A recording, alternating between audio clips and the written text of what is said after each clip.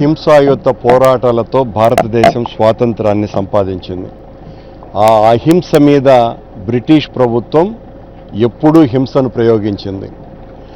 అహింసాయుత మార్గాల ద్వారా ఓ మామూలు నిరసనను వ్యక్తం చేయాలా, ప్రత్యేక హోదా సాధించటం కోసము అంటే బ్రిటిష్ వాడి కంటే కూడా దారుణంగా చంద్రబాబు గారి ప్రభుత్వం కలసి రావటాన్ని మరిచిపోయి ప్రత్యేక హోదా కావాలని కోరుకుంటున్నటువంటి ఆంధ్ర రాష్ట్ర ప్రజల మీద హింసాయుత పద్ధతులలో ఉక్కుపాదాన్ని మోపుతోంది. బయటికి రాకుండా ఉద్యమకారులను గృహ నిర్బంధానికి గురి చేస్తోంది. ఎక్కడికక్కడ అరెస్టుల పర్వం కొనసాగుతోంది. బ్రిటిష్ వాడి కంటే చంద్రబాబు నాయుడు గారు మరింత దారుణంగా వ్యవహరిస్తున్నారు. ఇలాంటి విషయాలలో ఆ బ్రిటిష్ వాడే నయము చంద్రబాబు కంటే అని తలపింపజేస్తున్నారు. ప్రత్యేక హోదా కావాలని పెద్ద ఎత్తున ఎన్నికలకు ముందు డిమాండ్ చేసినటువంటి వ్యక్తి ఈ రోజున ప్రత్యేక హోదా యొక్క అవసరమే లేదని నిరసనకారులను అందరినీ కూడా సంఘ విద్రోహులుగా సృష్టించి వాళ్ళనందరినీ కూడా అరెస్టులు చేసేటువంటి చర్య ప్రజాస్వామ్య విధానాలకే విఘాతం. గణతంత్ర దినోత్సవం రోజున జరిగేటువంటి ఈ శాంతియుత నిరసన పట్ల ఈ ప్రభుత్వం చేస్తున్నటువంటి దాష్టీకాన్ని, స్వాతంత్ర పోరాటాన్ని ఇష్టపడ్డటువంటి వాళ్ళు, ప్రేమికులు ప్రతి ఒక్కరూ కూడా తీవ్రంగా ద్వేషించవలసినటువంటి అవసరం ఉన్నది. ఆ రోజున బ్రిటిష్ వారిని ఏ రకంగా అయితే జాతి యావత్తు ఈసడించిందో ఈ రోజున ప్రత్యేక హోదా పట్ల చంద్రబాబు అనుసరిస్తున్నటువంటి తీరుకు మొత్తం ఆంధ్ర జాతి అంతా కూడా అలాగే ఈసడిస్తుంది.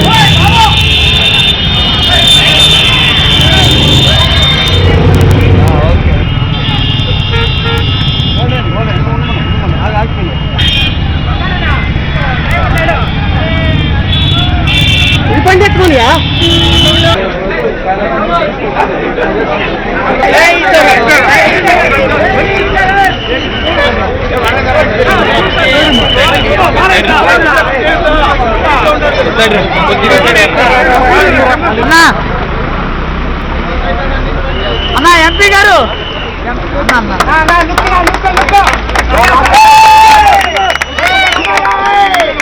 అన్నా అన్నా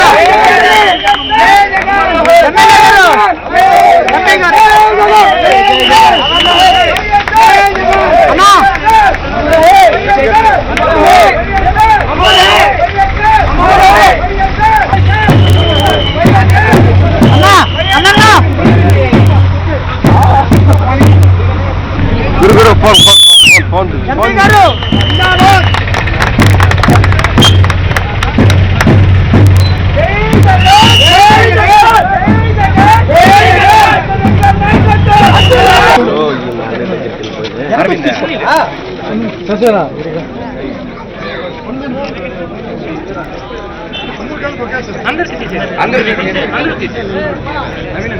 అందరూ ఒకేసారి తీసండి.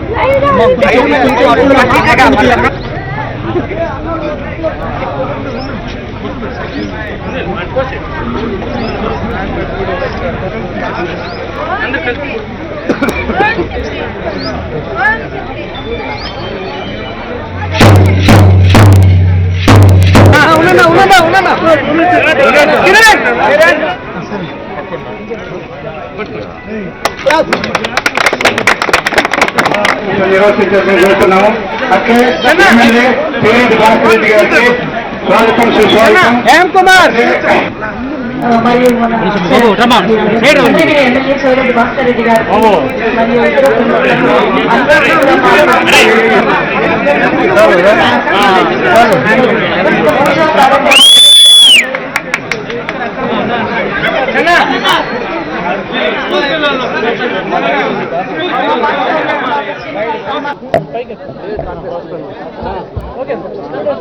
ఈరోజు రిపబ్లిక్ డే సందర్భంగా ముఖ్యంగా మన ఆంధ్ర రాష్ట్రంలో మళ్ళీ బ్రిటిషర్స్ నుంచి స్వాతంత్ర పోరాటం చేసిన విధంగా ఈరోజు రాష్ట్రంలో పరిస్థితులు చూస్తుంటే స్పెషల్ కేటగిరీ స్టేటస్ కోసం యువత ముఖ్యంగా అదేవిధంగా అందరూ కూడా ఎవరైతే యువకులు ఉన్నారో రాష్ట్రంలో అందరూ కూడా ఈరోజు నడుము బిగించి రాష్ట్రానికి స్పెషల్ కేటగిరీ స్టేటస్ కోసం ఈరోజు పోరాటం చేసే పరిస్థితి మనం రాష్ట్ర వ్యాప్తంగా చూస్తున్నాం. పార్టీలకు అతీతంగా ఏ ఒక్క వ్యక్తి కూడా పార్టీలో ఆలోచన లేకుండా కేవలం రాష్ట్ర ప్రయోజనాలు ముఖ్యంగా ఆలోచిస్తూ ఈరోజు అందరూ కూడా బయట రావడం చూస్తున్నాము. ముఖ్యంగా జగన్మోహన్ రెడ్డి గారు కూడా ఈరోజు విశాఖపట్నం నేను వెళ్తాను, నేను యువత తరపున నేను ముందు ఉంటానని చెప్పి ఇది వరకు అనేక మార్లు అతను ప్రాణాలు తెగించి కూడా నిరాహార దీక్ష చేశారు స్పెషల్ కేటగిరీ స్టేటస్ కోసం. ఈరోజు అందరూ కూడా జగన్మోహన్ రెడ్డి గారు అదేవిధంగా చాలా మందిని ఈరోజు నాయకులందరినీ కూడా ఈరోజు హౌస్ అరెస్ట్ చేసి వీటిని జరగకుండా ఈరోజు తెలుగుదేశం ప్రభుత్వం కుయుక్తులు పన్నుతా ఉంది. ఒకటే మనం గమనించాలి, ఇంతమంది ప్రజల ఆకాంక్షను ప్రభుత్వం ఎందుకు వ్యతిరేకిస్తూ ఉంది, మీరెందుకు ప్యాకేజ్ బాగుంది అని చెప్పి ఈరోజు ప్రచారం చేస్తున్నారు. నిజంగా ప్యాకేజ్ బాగుంటే ఇంతమంది యువత ఈరోజు అసంతృప్తితో రోడ్డు ఎక్కుతారా? వీరెవరు ఏ పార్టీకి సంబంధించిన వాళ్ళు కాదు, అందరూ కూడా స్వచ్ఛందంగా ఈరోజు రోడ్డు ఎక్కే పరిస్థితి ఉంది. ఈరోజు ఇంటికి ఒక ఉద్యోగం అని చెప్పే నినాదంతో ప్రభుత్వం ఈరోజు అధికారంలోకి వచ్చిన చంద్రబాబు నాయుడు గారు స్పెషల్ కేటగిరీ స్టేటస్ లేకుండా ఏ విధంగా ఇంటికి ఒక ఉద్యోగం ఇస్తారో చెప్పాల్సిన అవసరం కూడా ఉంది. అదేవిధంగా మనకు రాష్ట్రానికి వచ్చే ప్రయోజనాలన్నీ కూడా ఈరోజు ఆయన వ్యక్తిగత ప్రయోజనాల కోసం లేకపోతే అతని వీక్నెస్లు ఏవైతే ఉందో అడ్డంగా ఈరోజు టీవీల్లో కెమెరాల్లో కూడా వాళ్ళ రేవంత్ రెడ్డి దొరికి డబ్బులు ఇస్తూ లంచాలు ఇస్తూ దొరికిపోయిన పరిస్థితి చూసాము. మామూలుగా అయితే ప్రపంచంలో ఎక్కడైనా కానీ ఈ విధంగా అడ్డంగా దొరికిన ముఖ్యమంత్రి రిజైన్ చేసి జైలుకి వెళ్లాల్సిన పరిస్థితి మనం ఇదివరకు కూడా చూసాము.